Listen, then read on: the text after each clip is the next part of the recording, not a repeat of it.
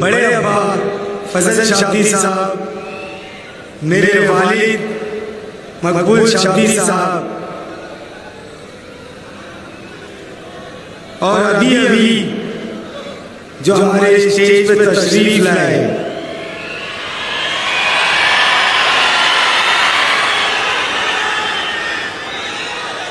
शौकत पठान साहब। शौकत पठान कुछ दिन पहले बोले थे करारा जवाब मिलेगा।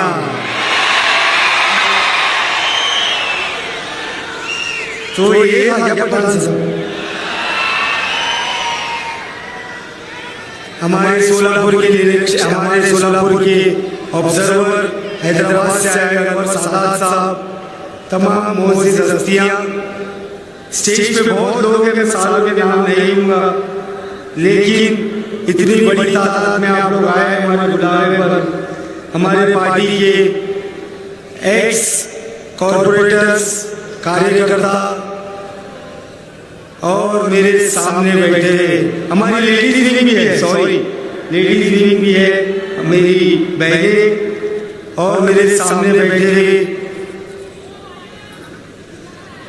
नौजवान भाइयों, बुजुर्गों और घरों में से, बिल्डिंग में से सुन रहे मेरे इज्जतदार माँ बहन,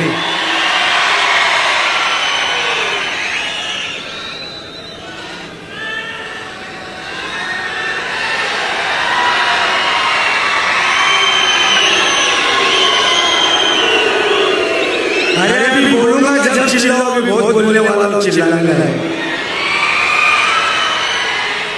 तो सबसे पहले तो मैं आप लोगों को ये बता दूं कि आज हम लोग यहाँ पर जमा है, तो क्यों जमा है हम लोग? आज फारूक शाब्दी की पार्टी ने, मजलिस इत्तेहादुल मुस्लिमीन के तमाम ओहदेदार ने, सोलापुर शहर का हर शख्स, हर बंदा, वो चाहे किसी भी समाज का हो, वो चाहे मुस्लिम हो, दलित हो, हिंदू हो, क्रिश्चियन हो, चाहे कोई भी समाज का हो, वो आज सोलापुर शहर में ये माहौल बन चुका है कि सब लोग अपने आप को फारूक शाब्दी समझकर काम कर रहे हैं।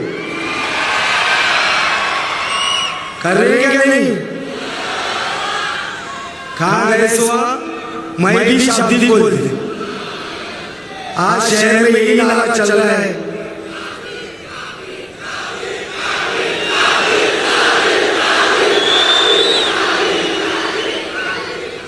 जरा खुला खुला बोलो, हाँ, नहीं तो मोदी समझ के लोग। ये शाब्दी है, शाब्दी। तो मैं सबसे पहले तो अल्लाह का बहुत शुक्र अदा करता हूँ कि अल्लाह पाक ने मुझे इस लायक बनाया कि मैं मेरी आवाम के लिए कुछ कर सकूं, और मेरे अकेले के लिए मुमकिन नहीं था। मैं अकेला चाह के भी कितना भी कुछ कर लूं, लेकिन वो आपके प्यार के बिना, आपके सपोर्ट के बिना, मेरी माँ बहनों की दुआओं के बिना मैं ये सब चीज हासिल नहीं कर पाता। आज जो हम लोग लड़ाई लड़ रहे हैं, ये लड़ाई किस चीज की है? ये लड़ाई का सिलसिला शुरू हुआ 40 साल पहले। मेरी बात तो गौर से सुनिए मेरे भाई, ये जो लड़ाई है ये 40 साल पहले से सिलसिला शुरू हुआ। आज स्टेज पे काफी ज़ईफ़ लोग बैठे हुए, पब्लिक में बैठे हुए, ये लोग खुद बोल सकते हैं आज कि 40 साल से सोलापुर शहर में एक मुस्लिम आमदार जिताने की कोशिश की जा रही है। लेकिन अफसोस की बात यह है कि 40 साल में हमारी ताकत होने के अलावा हम सब को लेकर चलने के बावजूद, सब समाज को अपना मानने के बावजूद 40 साल से जो बीड़ा खैरी साहब ने उठाए थे, सलीम कल्याणी साहब ने उठाए थे, 2014 में इलेक्शन हुआ तो हार मिली, 2019 में इलेक्शन हुआ तो हार मिली, तो ये हमारा सपना अधूरा ही रह गया। ऐसी कौन सी चीज है जिसके लिए हम 40 साल मेहनत कर रहे थे तो पा नहीं सकते थे? क्या हमारी दुआओं में वो असर नहीं है? क्या हमारी मेहनत में वो कुव्वत नहीं है कि 40 साल से हम लोग फेल होते जा रहे हैं? लेकिन इस बार सोलापुर की जनता ने ये तय कर लिया है कि इस बार 2024 में हम लोग सोलापुर में इतिहास गढ़ेंगे इंशाअल्लाह। जो काम 40 साल से नहीं हुआ वो इस बार हमारे जो बुजुर्ग हैं जो सपना देखे हैं इतने सालों से कि मुस्लिम आमदार जिता के लाएंगे, वो काम आज की जो नस्ल है, मेरे नौजवान भाई, मैं आप लोग से गुजारिश कर रहा हूं कि ये वक्त आ गया है कि हमारे बुजुर्गों को हम हमारी तरफ से तोहफा दें। देंगे ना तोहफा? लेकिन तोहफा सिर्फ नारे लगाने से, सिर्फ चिल्लाने से, सड़कों पर घूमने से नहीं किया जाता। इलेक्शन लड़ा जाता है प्लानिंग से, हिम्मत से और समझदारी से। आज तक हमने जो नहीं किए होंगे, हम कहीं तो कहीं चूक रहे थे पिछले सब इलेक्शन में, लेकिन इस बार हम लोग वो सारी चीजें करेंगे जो इलेक्शन जीतने के लिए करना पड़ता है, और 23 तारीख को जरूर जीतेंगे। आज तक हम लोग 40 साल क्यों हारे बता सकते हैं मुझे? किसी के पास जवाब है? एकता तो ठीक है, वो दूसरी बात है, लेकिन मैं आपको बताता हूं कि हमने 40 साल में कामयाबी चुनी है। हमने, मुझे बताओ 20 तारीख जो मतदान का दिन है वो क्या है? कौन सा दिन है वो 20 तारीख?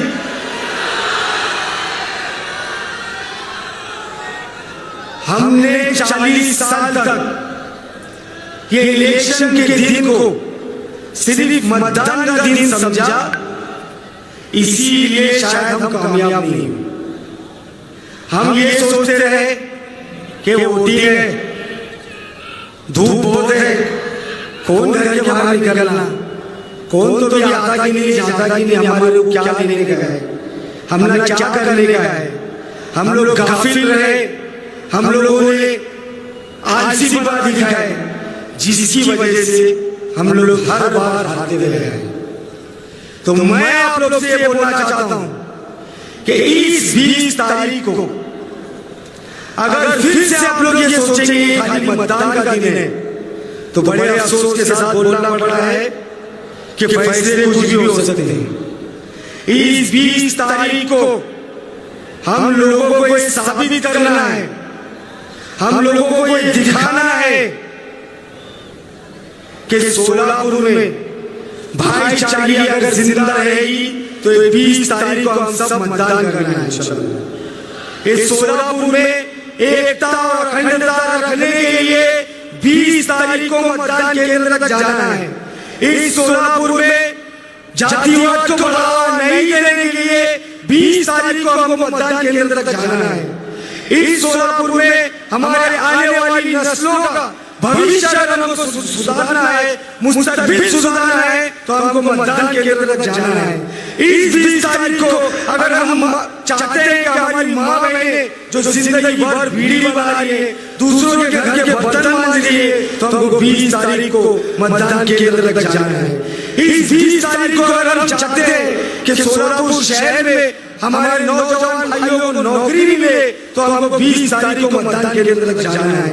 इस 20 तारीख को अगर हमको दिखाना है कि हम गुस्ताखी रसूल को माफ नहीं करेंगे, इस 20 तारीख को अगर हम लोगों को संविधान बचाना है, लोकशाही बचाना है, हमारे अधिकार बचाना है, हमारे हुकूक बचाना है, अगर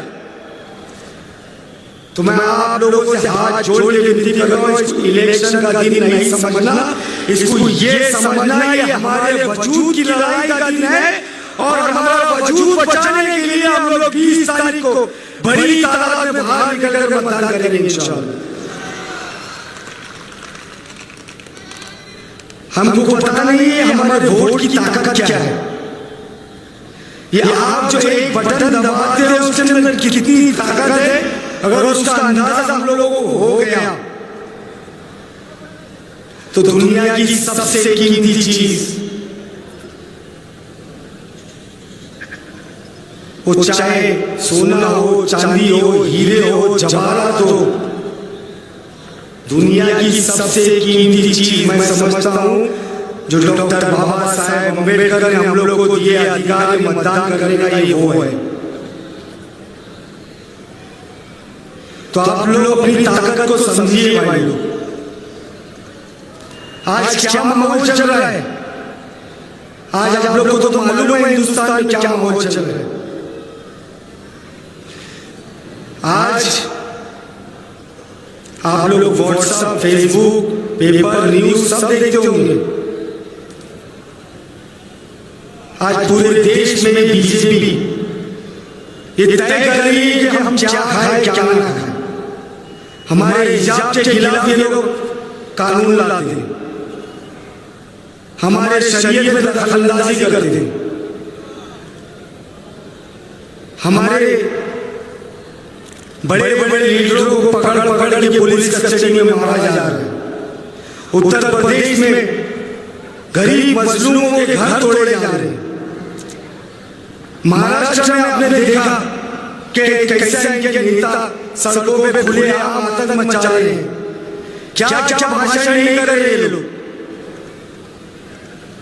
लेकिन हम जिससे उम्मीद रखते हैं कि जब हम पर, मुसलमानों पर, दलितों पर, पिछड़ों पर, आदिवासियों पर, मागासवर्गीयों पर, अल्पसंख्यकों पर, क्रिश्चियन पर जब ज्यादती हो तो हम उम्मीद किससे करेंगे? हमने जिसको वोट दिए, हमने जिसको नेता बनाकर असेंबली या पार्लियामेंट में भेजे, हम उसी से उम्मीद करेंगे कि वो बंदा उठकर खड़ा होगा और हमारे हक के लिए लड़ेगा। लेकिन होता क्या है, क्या हुआ आज तक? जब ट्रिपल तलाक की बात आती है तो ये लोग की गाड़ी ट्रैफिक में फंस जाती है। जब वक्फ बोर्ड की जमीनों को छीनने के लिए कानून बनाया जाता है तो आप और हमारे ही वोटों से यही शिवसेना, उद्धव ठाकरे गढ़ की शिवसेना जिसके 9 खासदार जीत के आते हैं, वो लोग वॉकआउट करके पार्लियामेंट में से जाकर कैंटीन में बैठ के गुलछर्रे उड़ाते हैं। अरे कब तक हम लोगों को कड़ी पत्ते की तरह इस्तेमाल किया जाएगा? और ये जो शख्स आपके सामने बैठे हुए 544 एमपी है पार्लियामेंट में, 544 उनमें से इनको तो हम लोग इतने वोट ही नहीं देते क्या? लेकिन ये शख्स बैरिस्टर असदुद्दीन ओवैसी साहब एक जुनून, एक पागलपन, एक तड़प, एक दर्द, एक तकलीफ लेकर बेबाकी के साथ चाहे वो मुद्दा मुसलमानों का हो, दलितों का हो, पिछड़ों का हो, आदिवासियों का हो, या किसी भी समाज के ऊपर नाइंसाफी हो रही हो, तो अगर आवाज उठती है तो सिर्फ एक आवाज उठती है, वो है बैरिस्टर असदुद्दीन ओवैसी साहब। और ये हमारा वोट खाने वाले, ये हमारे वोटों को चुन चुन कर लेने वाले, क्या बोलते हैं हमारे को? हम भी टीम में, हम भी टीम में, बी टीम। अगर बी टीम होते तो लोकसभा इलेक्शन में टिकट देते और ताई गिरा देते, लेकिन हमारा भी मकसद यही है कि भारतीय जनता पार्टी को हमें दूर रखना है, उनको सत्ता में आने नहीं देना है, और उसके लिए हमसे जो बन पड़ेगा हम लोग वो करेंगे। ये बी टीम बोलने वाले अभी कुछ दिन पहले इनके 5 नगर सेवक, इनके 5 नगर सेवक भाजपा में गए, गए क्या नहीं गए? अब कौन बी टीम है? ये सब आप लोग को वर्गलाने का काम करते थे। अभी भी वक्त गया नहीं है, अभी भी समझ जाइए आप सब लोग। हम सब लोग मिलकर एक इतिहास बना सकते हैं। सुधार कोशिश एमआईएम ऐसी है, एमआईएम वैसी है, एमआईएम ये है, एमआईएम वो है।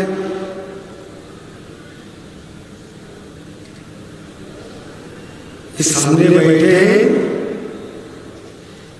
और इनके अंडर में हम लोग ट्रेन हुए पॉलिटिक्स में, तो हमको मालूम है हम लोगों को क्या सिखाया गया है। कौन बोलता है एमआईएम सेक्युलर नहीं है? कौन बोलता है एमआईएम जातिवाद पार्टी है? अभी अनवर साहब ने अपने भाषण में बोले कि हैदराबाद के दारुसलाम में मैं भी 4-5 मरतबा गया हूं, मैं जब भी जाता हूं वहां पर हमारे दलित भाई बैठे मिलते थे, वहां पर भगवे लिबास डाले हुए हमारे साधु संत मिलते थे, हमारे सिख समाज के लोग वहां पर मिलते थे, हमारे दूसरे माइनॉरिटी के लोग वहां पर मिलते थे। और दारुसलाम का दरवाजा एक ऐसा दरवाजा है जो हर समाज के लिए खुला रहता है और हर समाज के काम करने के लिए वो लोग खड़े रहते थे। वैसा ही दारुसलाम सोलापुर में बना, जहां हर किसी को एंट्री होगी, चाहे वो मुस्लिम हो, दलित हो, मोची हो, पद्मशाली हो, लोधी हो, कैकाड़ी हो, और कौन से समाज, कोष्ठी हो, वडार हो, और चाहे जितने भी समाज हो।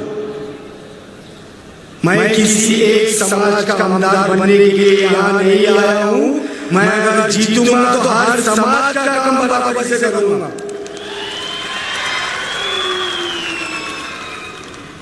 अरे बस करो अभी भड़काना, लोगों को समझ में आ चुका है।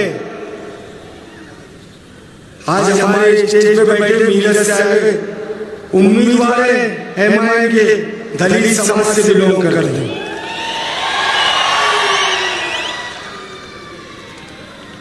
तुम दिए क्या हमारे को कभी टिकट? कभी दिए? कितने साल से मांगे? शौकत में मांग को थकेगा नहीं तुम्हें?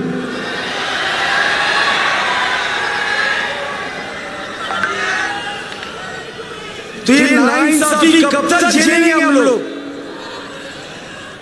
ये नाइंसाफी कब तक झेलेंगे हम? लेकिन अब हमने सोच लिए हैं कि हम सिर्फ कुर्सियां नहीं लगाएंगे, हम सिर्फ शतरंजी नहीं बिछाएंगे, हम सिर्फ नारे नहीं लगाएंगे। अब हम हमारा हक, हमारी हिस्सेदारी छीन के लेंगे और हम तुम्हारे बाजू में कुर्सी डाल के बैठेंगे इंशाअल्लाह। लेकिन उसके लिए हम सबको मिलकर काम करने की जरूरत है। करेंगे ना काम?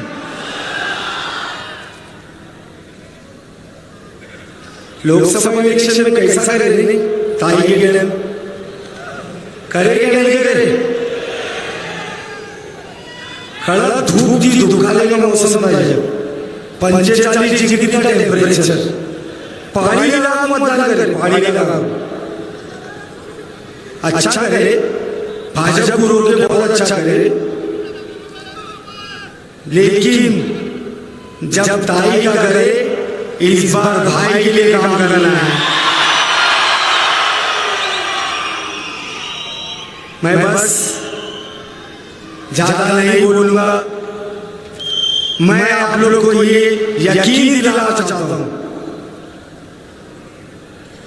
कि इस बार मैं हर समाज से मन से अपील कर रहा हूं कि इस बार मौका दे दीजिए, एक मौका दीजिए मुझे अपना भाई अपना बच्चा समझ के।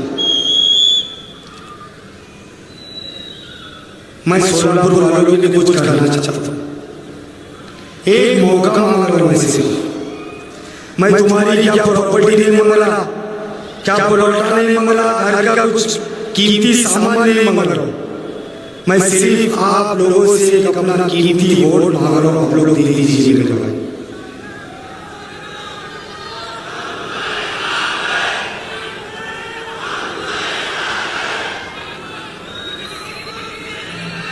क्या क्या नहीं हो रहा है सोलापुर में, क्या क्या नहीं हुआ सोलापुर में, लेकिन क्या कब जाएंगे हम लोग। मैं आज पैदल दौरे में निकल रहा हूं, ऐसी ऐसी झुकी झोपड़ियां हैं जहां पे एक गली में से 2 लोग पार नहीं हो सकते। ड्रेनेज का मसला, रास्ते का मसला, साफ पीने पानी का मसला।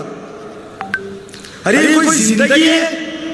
आजादी के 75 साल बाद भी अगर आज हम इलेक्शन में पीने के पानी को मुद्दा बना रहे हैं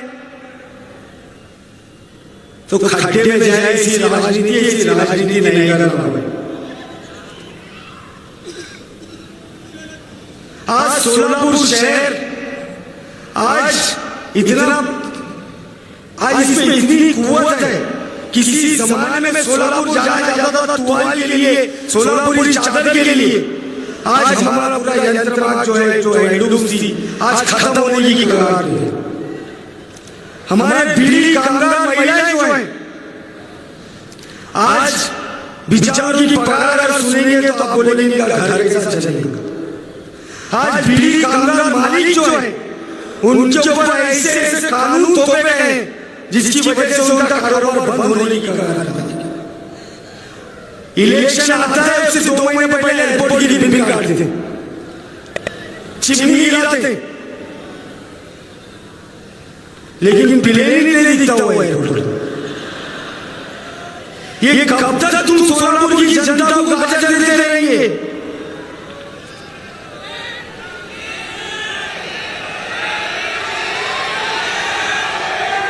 आज जो नौजवान है सोलापुर के, आज सोलापुर में इतना स्किल है, इतना टैलेंट है, बेचारे कैसा भी पढ़ लिख के कामयाब होके डिग्री लेके नौकरी की तलाश में सोलापुर में घूमते हैं, लेकिन उनको नौकरी नहीं मिलती। मजबूरी में अपने ज़ईफ़ बुढ़े माँ बाप को छोड़ के यहाँ सोलापुर में उन लोगों को मुंबई पूरा जाना पड़ता है काम की तलाश में। वहाँ जो पगार मिलती बेचारे खाएंगे क्या, रहेंगे क्या, और फिक्र लगी रहती है हमारे माँ बाप घर में कैसा रहेंगे।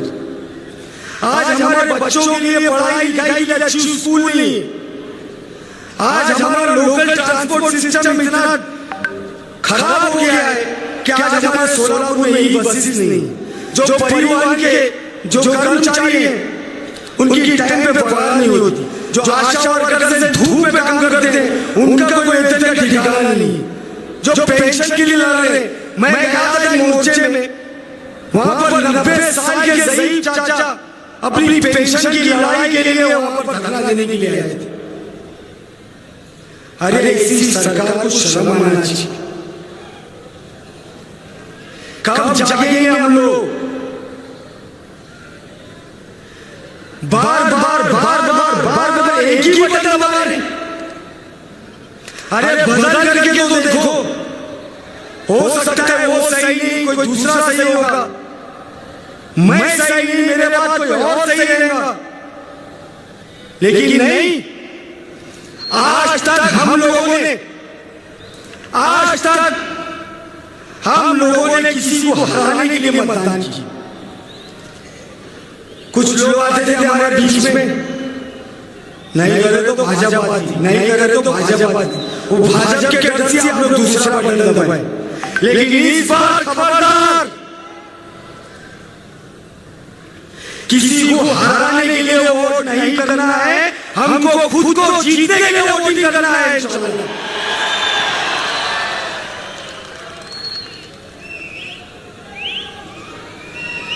अपनी ताकत को पहचानो। जब तक हम हमारी ताकत को नहीं पहचानेंगे, ये लोग हमको गुमराह करते रहेंगे। तो मैं आप सब लोग से यही गुजारिश कर रहा हूं, हर समाज के लोग से,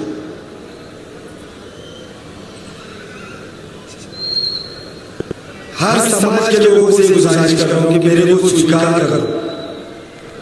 मैं सोलापुर में घूम रहा हूं, मैं देख रहा हूं हर जात हर धर्म के लोग, मैं उनके दरवाजे पे जाता हूं तो वो लोग घर के अंदर बुलाते हैं मेरे को, क्योंकि उनको ये यकीन हो गया है कि फारूक शाब्दी भेदभाव करने वाला नहीं है, कि फारूक शाब्दी सबको लेके चलने वाला है, कि फारूक शाब्दी सबका शाब्दी है। और ये करके दिखाना है, और ये करने के लिए मेरे को आप लोग की ताकत चाहिए। मैं ये राजनीति में कोई पैसे कमाने नहीं आया, मेरा काम तोड़ी करने का नहीं है।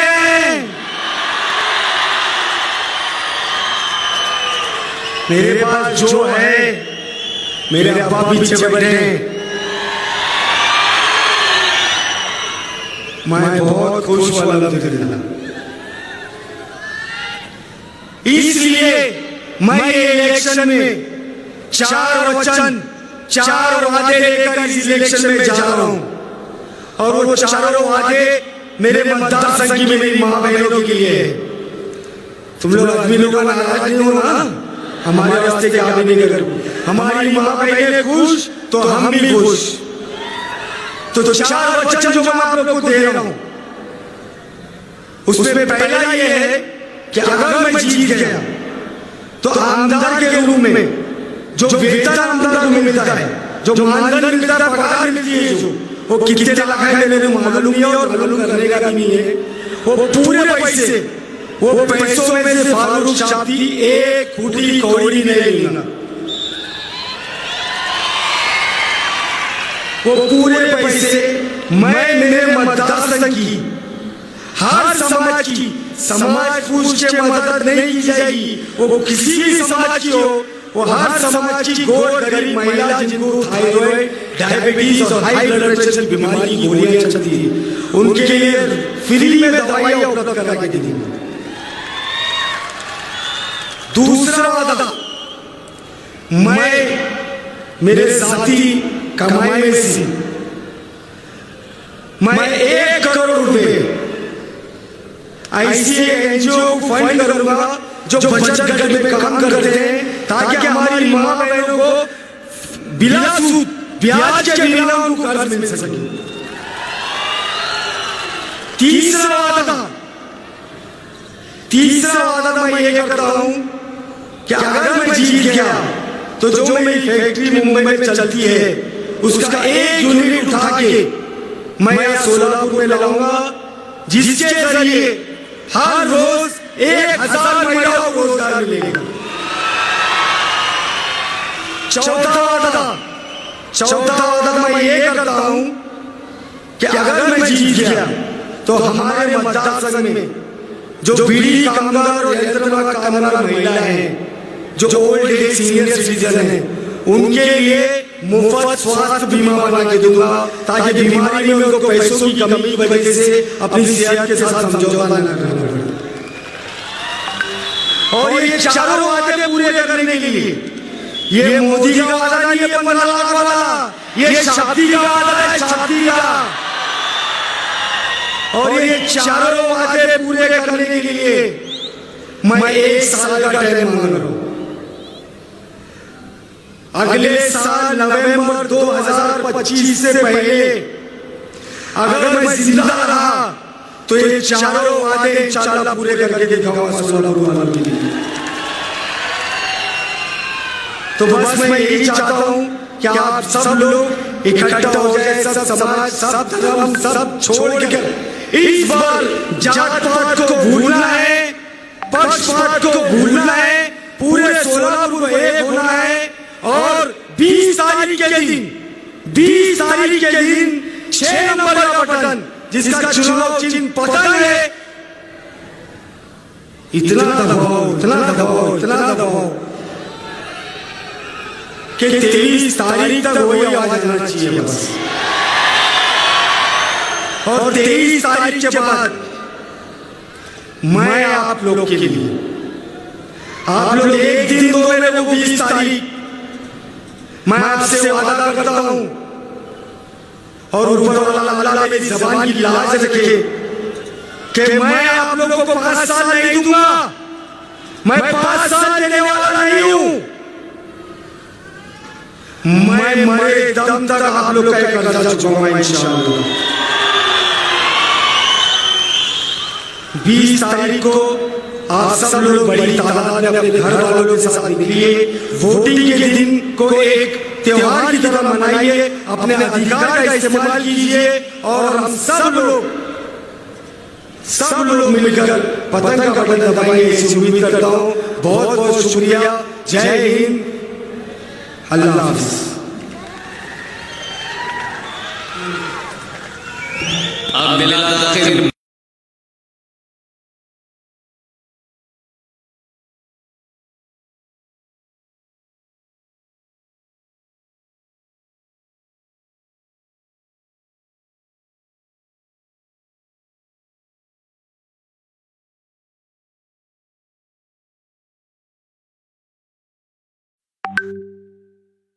बहुत वक्त हो चुका है।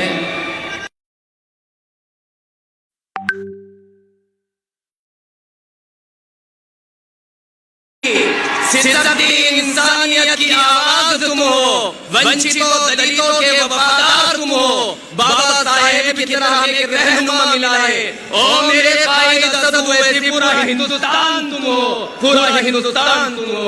जनाब अलहाज बैरिस्टर असदुद्दीन ओवैसी साहब से मैं गुजारिश करता हूँ कि वो तशरीफ लाए।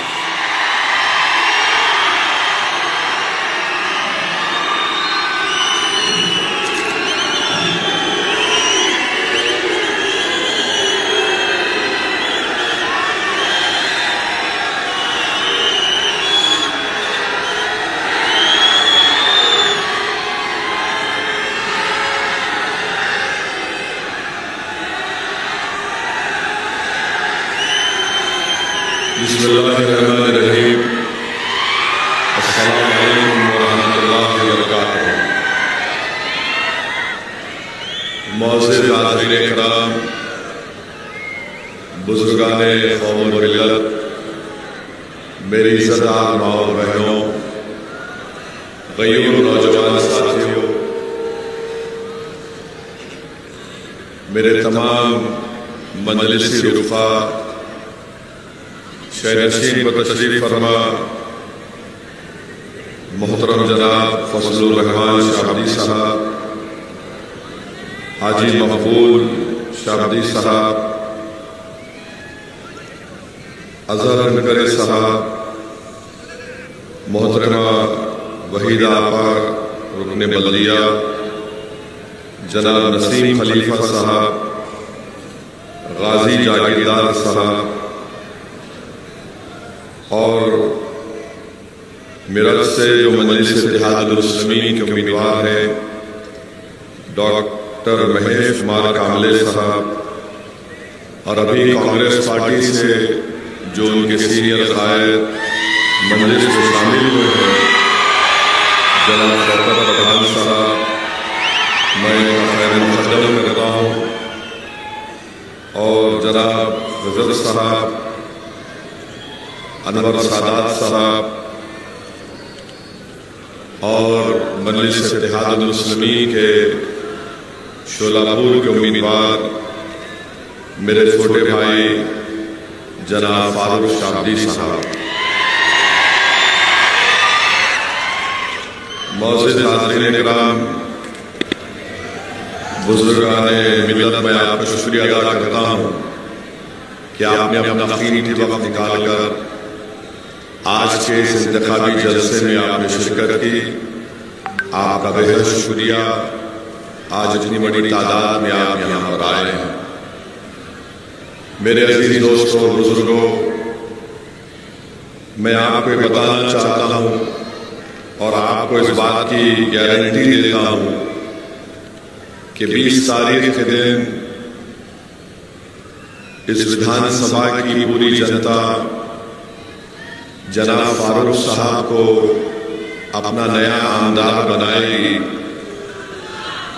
तो इंशाअल्लाह मैं इस बात की गारंटी देता हूँ कि 5 साल में शोलापुर की जनता जो विकास के लिए तड़प रही है, शोलापुर की जनता जो महंगाई से पिस रही है, जो शोलापुर की जनता के नौजवान बेरोजगारी उनका मुकद्दर बनाकर रख दिया गया, जो नौजवान अपनी डिग्री का इम्तिहान भी दे चुके हैं और 1 साल से उनको उनकी डिग्री नहीं मिलती, जो शोलापुर में यहाँ पर जो इंडस्ट्री थी चादर की, जिसको ज्योग्राफिकल इंडिकेटर भी मिल गया था, इंशाअल्लाह ताला उसको फारूक शाब्दी खुद मेहनत करके उसको रिवाइव करेंगे। मैं आपसे वादा कर रहा हूं कि आज शोलापुर में 6 दिन में 1 मरतबा पानी आपको मिलता है। फारूक दिन रात मेहनत करके इंशाअल्लाह ये सबसे बड़ा मसला, खास तौर से पीने का पानी अगर 6 दिन 8 दिन में 1 मरतबा आता है तो सबसे ज्यादा तकलीफ हमारी माँ और बहनों को उठाना पड़ता है। और मैं आपसे वादा कर रहा हूं कि ये जो फ्लाईओवर का काम, एक बच्चा पैदा हुआ, अब उसकी शादी होने वाली है, मगर फ्लाईओवर का काम मुकम्मल नहीं होता। अब लगता है कि उसकी जुमागी के बाद ही वो फ्लाईओवर का काम मुकम्मल होगा। आप शायद मेरी बात समझे नहीं। 20 तारीख के दिन फारूक शाब्दी की शादी आप करेंगे, उनके वालिद बैठे हुए उनको गलत नहीं समझना, आमदार बनाने का मामला, क्योंकि फारूक घर भी जाना है वापस, और जुमागी से मतलब 23 तारीख को जो नतीजा निकलेगा उसके बाद से इंशाअल्लाह ताला वो फ्लाईओवर का काम मुकम्मल हो जाएगा। क्योंकि हम जानते हैं कि शोलापुर में ये 2 देशों में जो डिशुम होने की वजह से फ्लाईओवर का काम मुकम्मल नहीं होगा। आप ये भी जानते हैं कि 10 साल पहले 2014 में नवंबर में, ये 2014 में नरेंद्र मोदी यहाँ पर आए थे और शोलापुर की जनता से वादा किया था कि मैं शोलापुर में भारत की आर्मी के कपड़े यहाँ पर सिलाऊंगा। मोदी जी, शोलापुर की जनता ये जानना चाहती है कि आपको प्रधानमंत्री बन के 10 साल हो गए, आप बताइए कि क्या आपने शोलापुर के अंदर इंडियन आर्मी के कपड़ों की सिलवाई का काम अब तक क्यों शुरू नहीं किया? चंद दिन पहले मोदी आए थे तो ये शोलापुर की ये तकालीफ का जिक्र नहीं किए। स्मार्ट सिटी एक करप्शन का अड्डा बन चुका है। शहर शोलापुर का शहर स्मार्ट सिटी के नाम पर यहाँ की आवाम तकलीफ उठा रही है। मैं आपको गारंटी दे रहा हूं कि इंशाअल्लाह ताला आप फारूक को यहाँ से अपना नया आमदार बनाइए। ये तकालीफ को फारूक शादी दूर करेगा। इस स्मार्ट सिटी का काम कराने के लिए आमदार को भी स्मार्ट होना पड़ता है, और जितने भी आमदार थे वो स्मार्ट थे, मगर अपनी जेब के मामले में स्मार्ट थे। फारूक शादी इंशाअल्लाह ताला जो ऐलान किया है कि वो अपनी जो उनको आमदार की तनख्वाह मिलेगी इंशाअल्लाह उसको नहीं लेंगे, वो गरीबों में या गरीबों के कास्ट के लिए उसको दे देंगे। उन्होंने खवातीन की मजबूती के लिए, उनके एम्पावरमेंट के लिए उन्होंने 4 वादे किए हैं। मुझे यकीन है कि इंशाअल्लाह ताला वो उस वादे को पूरा करेंगे। उन्होंने वादा किया कि शोलापुर में हमारी कई ऐसी गरीब माँ और बहनें हैं जो बीड़ी बनाती हैं।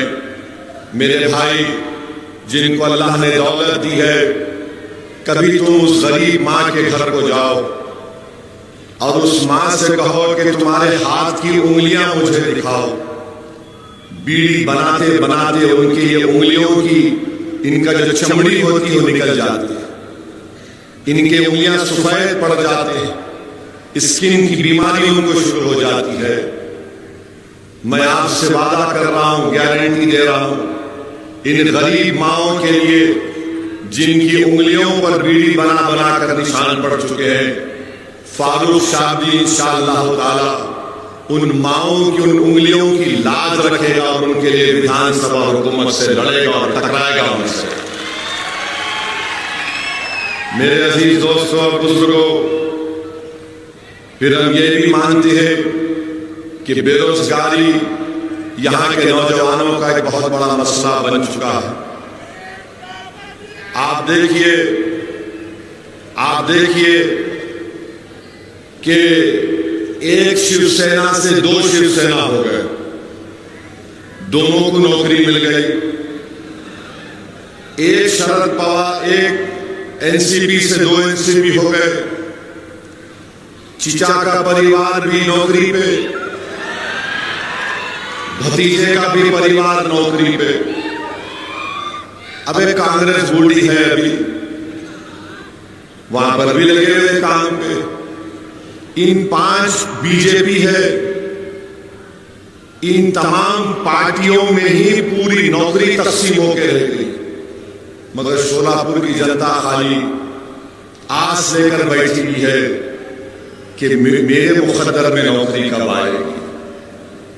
मैं आपसे वादा कर रहा हूं, फारूक शादी उन नौजवानों की तरक्की के लिए, उन नौजवानों को जो रोजगार के लिए आज तड़प रहे हैं, इंशाअल्लाह फारूक उन नौजवानों के ख्वाबों को पूरा करने की कोशिश करेगा। आईटी पार्क का संगे बुनियाद फाउंडेशन स्टोन शरद पवार साहब डाल के चले गए, खाली लगा हुआ है, कुछ काम नहीं हुआ आईटी पार्क के ऊपर। अगर आईटी पार्क पर काम होता तो यकीनन बहुत से कंपनीज यहां पर आते, शोलापुर के गरीब नौजवानों को कुछ ना कुछ तो रोजगार मिलता। तो ये शोलापुर के बहुत से मसाइल हैं और इंशाअल्लाह ताला मुझे यकीन है कि फारूक शादी इन तमाम तकालीफ को आपके दूर फरमाएंगे। पानी का मसला बहुत बड़ा है, बहुत बड़ा पीने के पानी का मसला है। यहां पर बीजेपी, नगर पालिका में बीजेपी के पास सत्ता है। अब पिछले 2.5 साल से तो इनकी यूटी की सरकार है, 10 साल से मोदी प्रधानमंत्री है। आप बताइए, अगर वो चाहते तो यहां पर पानी का मसला हल कर सकते थे, मगर नहीं किए। मोदी आए थे शोलापुर को, ना आर्मी के यूनिफॉर्म की स्टिचिंग की बात किए, ना ये पीने के पानी के मसले को हल करने की बात किए। मैं शोलापुर की जनता से और खास तौर से इस विधानसभा के सेंट्रल के तमाम वोटर से और खास तौर से हमारी माँ और बहनों से अपील कर रहा हूं, एक बार आप 20 तारीख को बीजेपी को पानी पिला दीजिए, फारूक आपको हफ्ते में 4 दिन पानी पिलाएगा इंशाअल्लाह। एक बार 20 तारीख के दिन बीजेपी को पानी पिला दो आप। माने पानी पिलाने का मतलब सियासी पानी पिलाना, कहीं जाके बोलेंगे लो पियो। वोट फारूक के हक में डालिए, उनको मालूम हो जाएगा कि गरीबों को और माँ और बहनों को तकलीफ देने का क्या है। दूसरी बात यह है कि यहां यूटी वाले बोल रहे कि हम लाडली बहना में 1500 रुपए दिए, बोल रहे ना, बोल रहे। अब अगाड़ी वाले बोल रहे हम भी ऐसा कर देंगे कुछ। अब आप सुनिए, 1500 अगर किसी के अकाउंट में आ गए, हमारी माँ और बहनें बैठी है, मेरी बात से मुत्तफिक होंगी कि आज जवार जो है, जो 2014 में 30 रुपए था, वो आज 50 रुपए में मिलता है। चावल 40 रुपए मिलता था 2014 में, वो आज 80 रुपए में मिलता है। गेहूं 25 रुपए में था, 50 रुपए हो गया। गुड़ 30 रुपए में था, शोलापुर का रेट बोल 50 रुपए हो गया। शक्कर, मोदी जी चाय बना के प्रधानमंत्री बन गए, अब उनकी चाय तो फ्री में आती, शक्कर भी उनको फ्री मिलती, मगर शोलापुर में शक्कर जो 30 रुपए थी 10 साल पहले, आज 45 रुपए में हो चुकी है। मसूर की दाल जो 50 रुपए में बिकती थी 14 में, आज 90 रुपए में बिक रही है। लाल मिर्ची 100 रुपए में बिकती थी, आज 200 रुपए में बिक रही है। इमली 100 रुपए में कीमत थी 10 साल पहले, आज 500 रुपए में है। बैगन जो 5 रुपए में था 10 साल पहले, आज 25 रुपए हो चुका। हरी मिर्ची 20 रुपए में थी, आज 40 रुपए हो चुकी है। प्याज 20 रुपए थी, आज 50 रुपए में हो चुकी है। आलू 10 रुपए था, आज 50 रुपए हो चुका है। फिर आप आ जाइए पेट्रोल 2014 में जब मोदी प्रधानमंत्री बने 72 रुपीस में था, आज 104 में हो गया। डीजल 55 रुपए में था 10 साल पहले, आज 90 रुपए में हो चुका।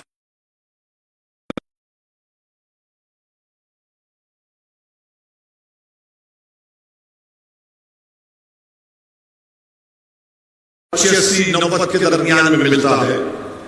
मीठा तेल 70 रुपए में था, आज 150 रुपए में बिक रहा है।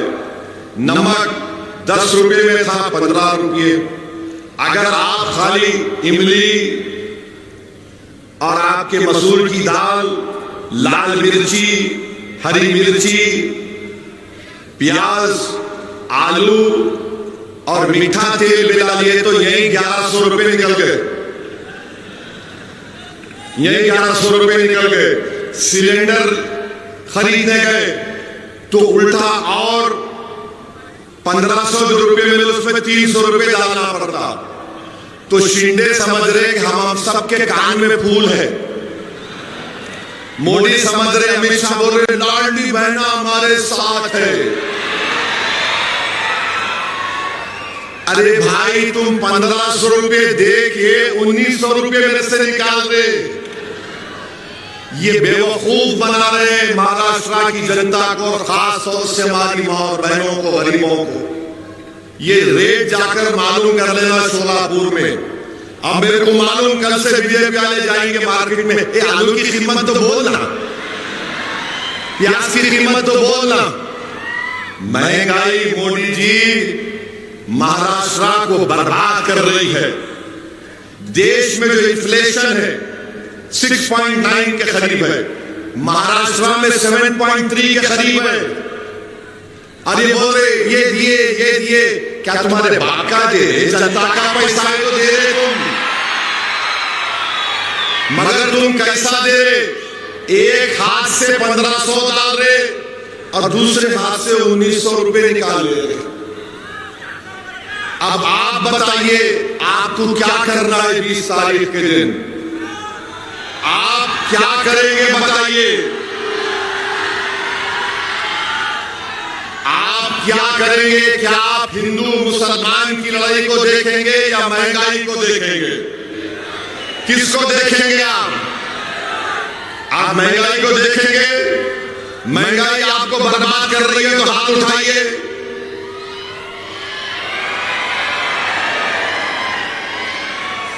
अब पीने का पानी किसको रोज चाहिए? हाथ उठाइए। अच्छा, जो नहीं दिया 10 साल से उसको 20 साल को पानी पिलाएंगे, हाथ उठाइए। अब बस है, अब ये मेरा मुकदमा में कायम कर दिया। अब फैसला आप जज है, आप लोग जज है। मैं फारूक की तरफ से ये आपके सामने ये बात को रख रहा हूं कि क्यों आपको बीजेपी को, शिवसेना दोनों को कांग्रेस को वोट नहीं देना है। दोनों को सत्ता मिली, मगर दोनों ने गारत कर दिया सोलापुर को, बर्बाद कर दिया सोलापुर को। नौजवान रो रहा है, अरे 1 साल हो गया डिग्री का एग्जाम लिखे, एक सर्टिफिकेट नहीं दे सकते तुम लोग? कौन सी सरकार चला रहे हैं ये लोग? और मोदी जी आके क्या बोलते, इस पे नहीं बात करेंगे। सोलापुर में यहां पर जो चद्दर बनाई जाती है, ज्योग्राफिकल इंडिकेटर उसके पास है जीआई टैग, मगर मोदी जी कभी मन की बात में भी नहीं बोले सोलापुर की चद्दर के बारे में। मोदी जी कभी आप बोल देते, भाइयों बहनों आज मन की बात सोलापुर की चद्दर के ऊपर, मगर नहीं बोले। क्या बोले? आरक्षण के नाम पे बांटा जा रहा है, महंगाई कमर तोड़ रही है, मगर मोदी जी को फिक्र ही नहीं है। यहां पर चादर बनाने की फैक्ट्री खत्म हो गई, मगर मोदी जी माशाल्लाह रोज नए कपड़े पहनते, टिप टॉप। मगर सोलापुर की जनता जो यहां पर इनके हाथों में अल्लाह ने फंड दिया, बीजेपी ने उस इंडस्ट्री को तबाह बर्बाद कर दिया। ये सोलापुर की जनता को इस पर फैसला करना है। और मैं बताना चाह रहा हूं, ये मोदी जी ने कहा कि आरक्षण के नाम पर बांटा जा रहा है। अरे मोदी जी, आप मराठाओं को रिजर्वेशन देने का वादा आपने किया था, और मराठाओं को रिजर्वेशन देना पड़ेगा आपको। जरांगे पाटिल आपकी नींद हराम कर चुका है, मुझे मालूम, सबकी नींद हराम कर चुका है। दुबला पतला आदमी है, उसकी समाज ने उसको अपना नेता मान लिया। मैं सलाम करता हूं मराठा समाज को कि मुत्तहदा तौर पर आपने अपने नेता को बना दिया। और हम तारीफ करते हैं कि मराठाओं को रिजर्वेशन मिलना चाहिए और झक मारकर देना पड़ेगा, चाहे सरकार किसी भी बने। आप फारूक को अपना आमदार बनाइए। फारूक जब विधानसभा जाएगा तो मराठा आरक्षण का डिमांड करेगा, लड़ेगा उसके लिए इंशाअल्लाह ताला। और मेरे भाई और अजीज दोस्तों, बुजुर्गों, मेरी मां और बहनों, मैं आपसे अर्ज करने आया हूं कि ये जो फारूक से हटकर जो कैंडिडेट खड़े हैं,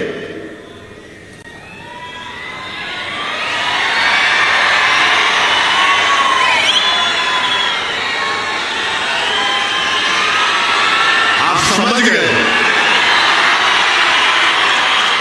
माशाअल्लाह, पूरा समझ गए,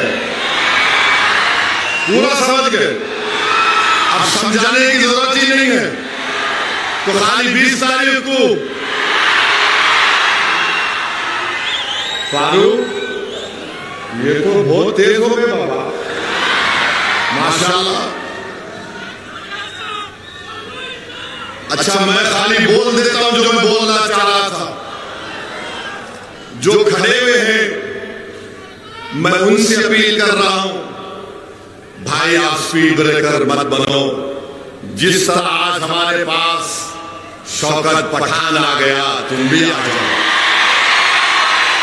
हमारा दिल खुला है, हमारा दिल बहुत बड़ा है। हम तुमको अपने गले से लगाने को तैयार है। सब पूरे पुरानी चीजें भूल जाएंगे, आ जाओ। देखो ये सोलापुर की जनता, ये सोलापुर के नौजवान, ये हमारी मां और बहनें फैसला कर चुके हैं कि अब की बार फारूक की बारी है। तो मैं इनसे अपील कर रहा हूं, आप भी आ जाओ। क्यों दूर दूर रहते, करीब आ जाओ। दिल में अगर मोहब्बत है आ जाओ। नहीं, हमारे को 80 साल से मोहब्बत है, उनसे हमारे को नहीं बनता। अरे मेरे भाई, तुम जब मुझसे मोहब्बत करते हो, मैं भी तुमसे मोहब्बत करता हूं। और इसमें कोई अनानियत नहीं है। ये इज्तिमाइयत को सामने रखकर फैसला करने की जरूरत है। अगर आज फारूक जीतेगा तो क्या खाली मुसलमानों का फायदा होगा? क्या खाली हमारे पद्मशाली भाई बहनों का फायदा होगा? अगर फारूक जीतेगा तो क्या हमारे मराठा भाइयों का फायदा नहीं होगा? हमारे पद्मशाली मां और बहनों का फायदा नहीं होगा? क्या हमारे दलित भाई और बहनों का फायदा नहीं होगा? पूरे विधानसभा के तमाम जनता का फायदा होने वाला है। तो आ जाओ, सब मिलके गुलदस्ता बनाओ, ताकि सोलापुर की आवाम मिलकर 20 तारीख के दिन सोलापुर के अच्छे मुस्तकबिल के लिए, यहां की तकालीफ को दूर करने के लिए मैं सबसे अपील कर रहा हूं कि आप आगे बढ़िए और फारूक शादी के हक में 20 तारीख के दिन अपना एक एक वोट इस्तेमाल करिए पतंग के निशान पर। मशीन में क्या नंबर? मशीन में नंबर क्या? मशीन में 6ठा नंबर फारूक शादी का। तो जब आप अंदर जाएंगे मशीन में, खाली देखना पतंग का निशान का ठक मार, टी आवाज आती है, वो आवाज सुन लेना, बिस्मिल्लाह आगे बढ़िए। मगर आप तमाम वोट डालेंगे या रात में जाके सो जाएंगे? अभी उठेंगे जब उठेंगे। पोलिंग परसेंटेज बढ़ेगा, आप पोलिंग परसेंटेज बढ़ाएंगे। आप हर आदमी, हर बहन, हर मां, हर बुजुर्ग अपना वोट इस्तेमाल करेंगे। हाथ उठाकर जवाब दीजिए, आप पूरे अपना वोट डालेंगे। पोलिंग परसेंटेज आपका बढ़ना चाहिए, तभी फारूक की कामयाबी आसानी से हो जाएगी इंशाअल्लाह ताला। अब आ जाइए दूसरी चीज जो आपको बोलना चाह रहा था मैं। अभी आप देखें कि डाइस के ऊपर हम बैठे हुए थे, मंच के ऊपर, तो मेरे को आके कोई एक कागज दिए, देखिए आप लोग क्या था, बोलता हूं मैं आपको, सुनो, बहुत मजे का है, बहुत मजे का है। मेरे को jail road police station commissionerate Solapur से हमारे सीनियर पुलिस इंस्पेक्टर साहब ने सेक्शन 168 BNSS की नोटिस दिए, मेरे को लव लेटर दिए। हमारे ससुरे की तरफ से आई नोटिस। दामाद से बहुत मोहब्बत करते ना,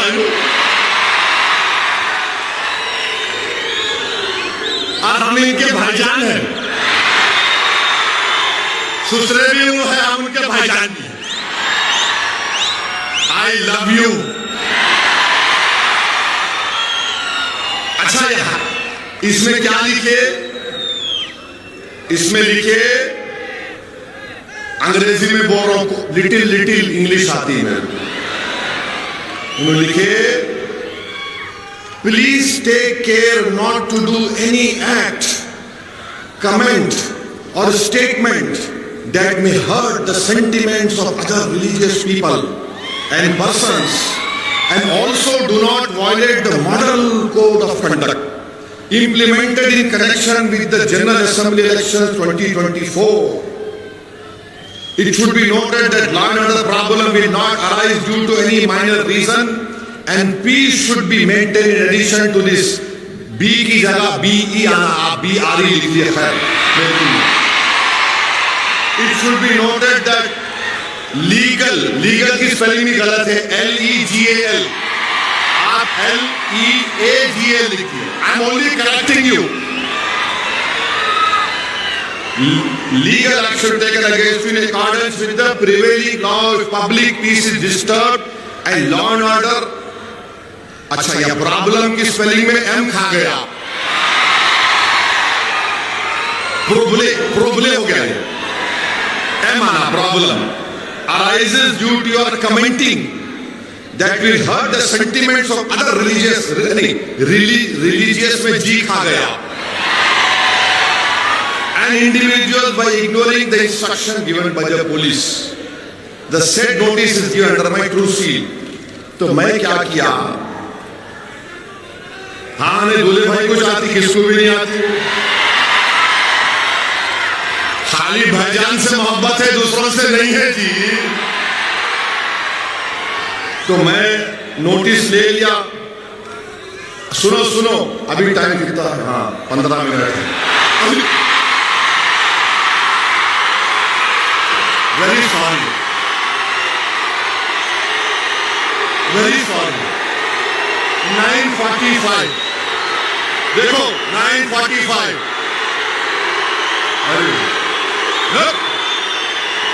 तो मैंने लिखा नोटिस में, सुनो आप, मीडिया वालों 9:45 घड़ी चेक कर लो तुम्हारी भी। तो मैंने नोटिस में लिखा, फारूक सही बोल रहा, ऊपर नीचे तो नहीं हो रहा। यू आर हैप्पी, सेटिस्फाइड, माशाअल्लाह।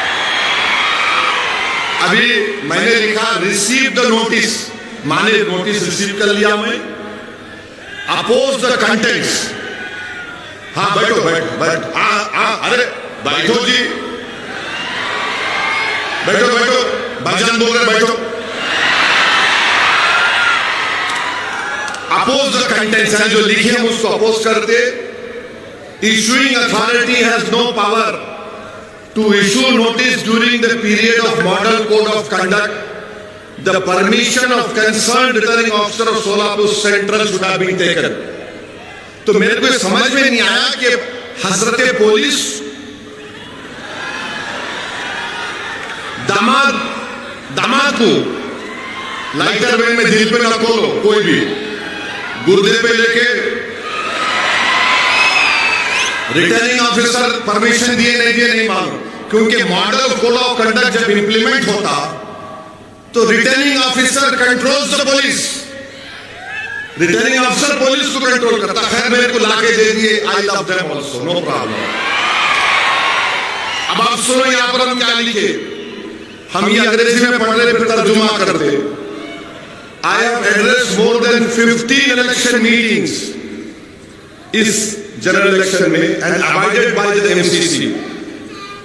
माने मैंने इस इलेक्शन में 15 इलेक्शन इंतखाबी जलसों से खिताब किया और एमसीसी को अवॉइड किया। फिर मैंने लिखा कि surprising that the notice has not been issued to the prime minister Narendra Modi. Modi को नोटिस नहीं दिए, ओवैसी को दिए। 3 दिन पहले मोदी आए थे, मोदी को देना था ना, नहीं देना था, उनको नहीं दिए, ओवैसी को दिए, क्योंकि मैं सनी ला हूं, क्या नहीं मालूम। इन लाइटर में डोंट टेक इट सीरियसली। अब ये आप बताइए, ये क्या है? जहां मैं चले जाता हूं महाराष्ट्र में, आपसे मोहब्बत का इसका खत लेकर आए हमारे, तो मैं भी उनको दिल में देख के बोला, वाह मेरी महबूबा आ रही है,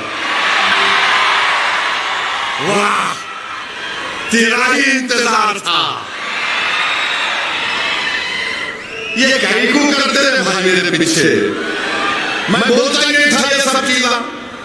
अच्छा बात मेरे को बोलो, वो एक छोटा बच्चा है। नहीं, मेरे स्टैंडर्ड से बोल, मेरी गलती नहीं, मैं लंबा हूं तो हमारे अब्बा की गलती है।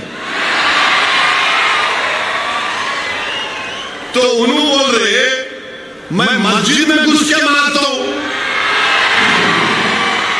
मेरे को समझ में नहीं आया कि ये 168BNSS नोटिस उसको नहीं दिए, नहीं दिए ना, नहीं दिए, उसको दिए नहीं। उन्हें बोले जा जो बके जा। अच्छा क्या करे, खाली एफआईआर कर लिए। अरे उसको लेके भी जाते दुबई को अंदर, अरे दुबई से बोला जेल को भी जाते नहीं। अब वो डिप्टी सीएम फडणवीस बोले, क्या बोले, और जिहाद, धर्म युद्ध। ये धर्म युद्ध है इलेक्शन, ये और जिहाद है इलेक्शन। बाबा साहिब अम्बेडकर ने संविधान बनाया, तो बाबा साहिब ने संविधान कब बनाया? जिस जमाने में दलित लोग अगर जमीन पर चलते थे तो उनके कमर के सामने झाड़ू होती थी और गले में वो होता था घड़े के जैसा कि अगर थूकना भी है तो उसमें थूको, और जिस जमीन पर तुम चलते हो उसको झाड़ू दो, क्योंकि तुम्हारे पैर इस काबिल नहीं है कि तुम जमीन पर चलो। तो बाबा साहिब ने कहा कि कोई बड़ा नहीं, कोई छोटा नहीं, ओवैसी, फडणवीस, दलित सब बराबर होंगे। और बाबा साहिब ने संविधान में हम सबको इंसान कहा। All human beings are equal in the eye of the law। और बाबा साहिब ने क्या लिखा संविधान में? लिबर्टी, आजादी, जस्टिस, इंसाफ, फ्रेटर्निटी, भाईचारगी, इसको हमको हासिल करना है। मैं हमारे दलित भाइयों को पैगाम दे रहा हूं आज सोलापुर से कि आओ बाबा साहेब अम्बेडकर के ख्वाबों को पूरा करेंगे। लिबर्टी, जस्टिस, इक्वालिटी, फ्रेटर्निटी को हासिल करेंगे। आपकी तकलीफ असदुद्दीन ओवैसी की तकलीफ है, आपके इंसाफ की लड़ाई हमारे इंसाफ की लड़ाई होगी। इस सोलापुर सेंट्रल में हमको लिबर्टी, इक्वालिटी, फ्रेटर्निटी और जस्टिस को हासिल करना है। जो ख्वाब बाबा साहिब ने देखा था उस ख्वाब को हमको देखना है। मैं हमारे दलित भाइयों को याद दिलाना चाह रहा हूं, जब किसी ने जाकर बाबा साहिब से कहा था, बाबा साहिब हिंदुस्तान की, भारत की लोकसभा में भी इतने दलित एमपी जीत कर जाते हैं, आप क्यों दलितों की एक आजाद लीडरशिप की बात करते हैं? तो बाबा साहिब अम्बेडकर को सलाम, उन्होंने कहा था कि हाँ, रिजर्वेशन की बुनियाद पर जीत कर तो जाते हैं, मगर अपना मुंह उस वक्त खोलते जब उनको अंगड़ाई लेना पड़ता है। मैं दलित भाइयों को याद दिला रहा हूं, काशीराम ने ही कहा था, चमचों से बच के रहो, चमचों से बच के रहो। मैं तुमसे भी कह रहा हूं, चमचों से बच के रहो। ये चमचे हमारे मफादात की हिफाजत नहीं करते, बल्कि अपने जाती मफादात को लेकर अपने सियासी आखाओं के कदमों में सर झुका देती है। मैं तुमसे कह रहा हूं, सर मत झुकाओ, सीना तान कर सोलापुर के विकास के लिए लड़ेंगे हम इंशाअल्लाह ताला। सोलापुर के विकास के लिए हम लड़ेंगे। तो मेरे अजीज दोस्तों और बुजुर्गों, ये चंद मुझे आप तक कहना था। अब ये डिप्टी सीएम फडणवीस, धर्म युद्ध और जिहाद, उनको तो नोटिस नहीं देते BNSS की, हमको ही देते।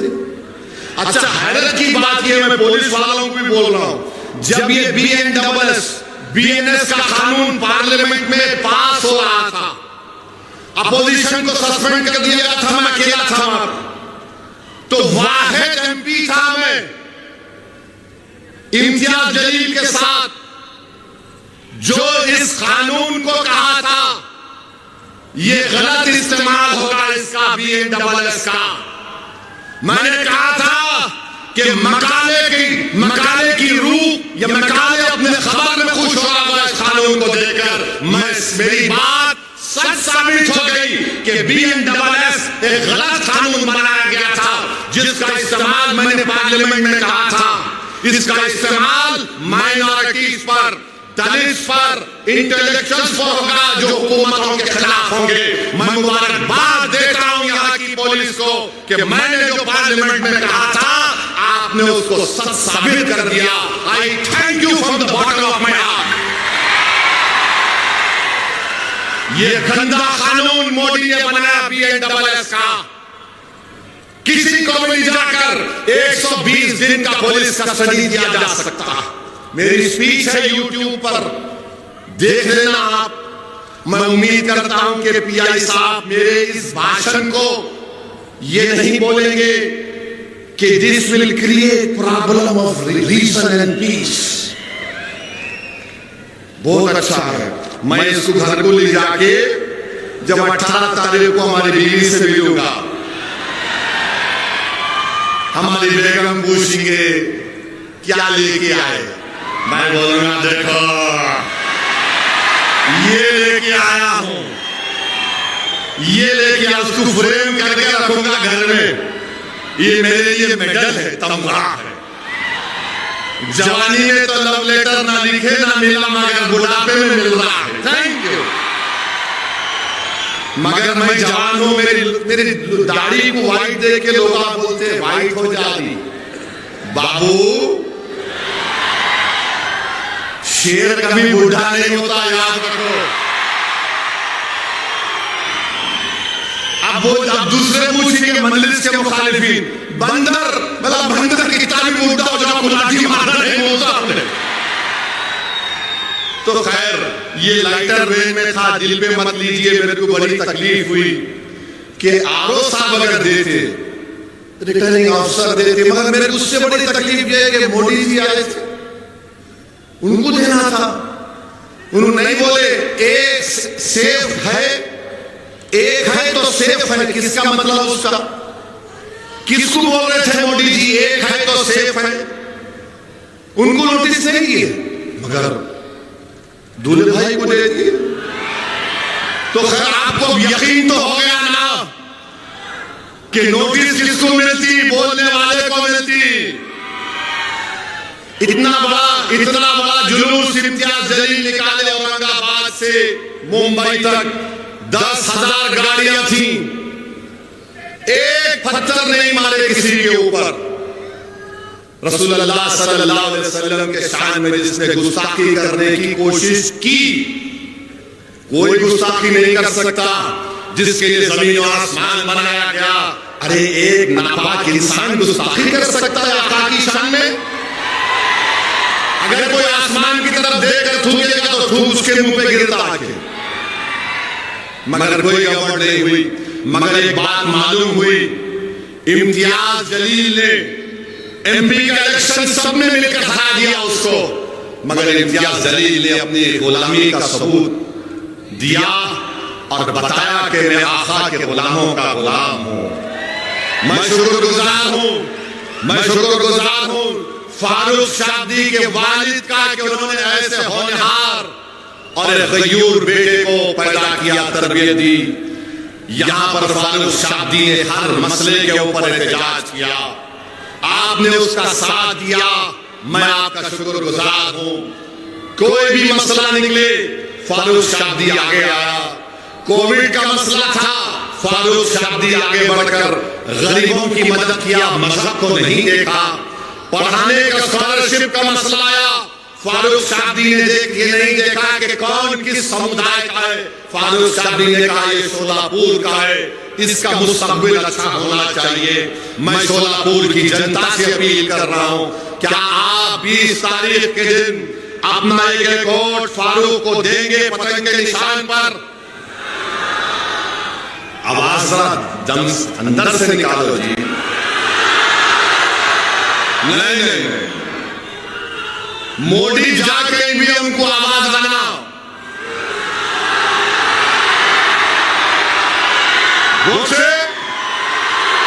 और